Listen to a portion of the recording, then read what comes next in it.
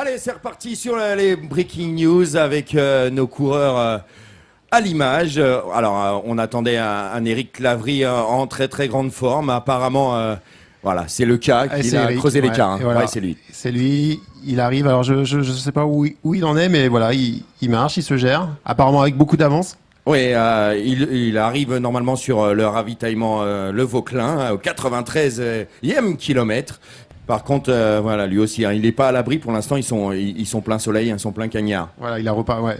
Là, il est en plein soleil, il est reparti à Banneray, et puis là, on voit qu'il recourt, et là, effectivement, ça recourt. Hein. Ah bah, pour l'instant, si vous nous écoutez, si vous voulez aller du côté de la plage en direct de Sainte-Anne pour l'arrivée ce soir, aux alentours de 19h, il est en train de nous créer un nouveau temps référence, Eric Lavry.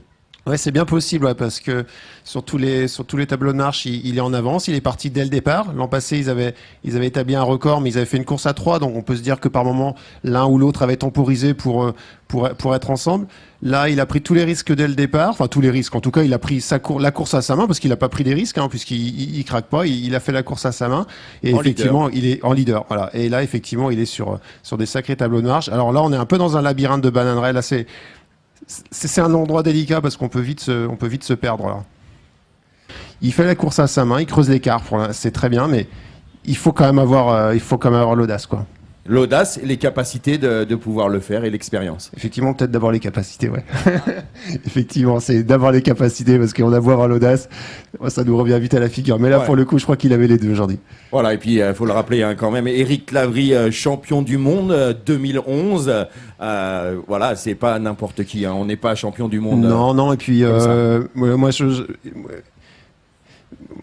alors on se rapproche de la côte là. Et puis le fait marquant, c'était surtout quatrième l'an passé à La Réunion pour une première expérience sur l'ultra. Donc ça c'était très significatif dans un milieu à peu près similaire. Voilà, avec Canal Plus Grand Raid. Voilà, il y a des similitudes. Et quand on connaît la symbolique d'un marathon et la difficulté à exercer ça, là encore sous la forte chaleur qui va continuer à croître encore pendant au moins 1 heure ou 2.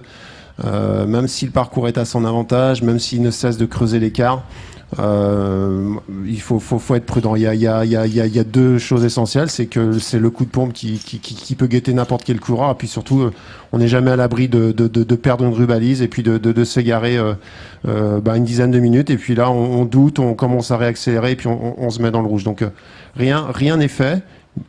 Mais effectivement, ça prend quand même une bonne tournure pour Eric, et je pense que là, quand il va quitter le ploin, s'il a un pointage, il va être vraiment rassuré. Ouais. Oui, mais il faut savoir, alors on attendra vraiment le pointage, on nous annonce autour de 40 minutes d'avance, donc je vois pas comment ça sera remonté.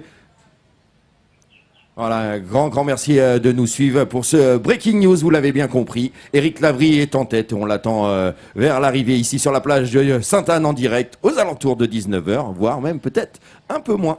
Merci à tous.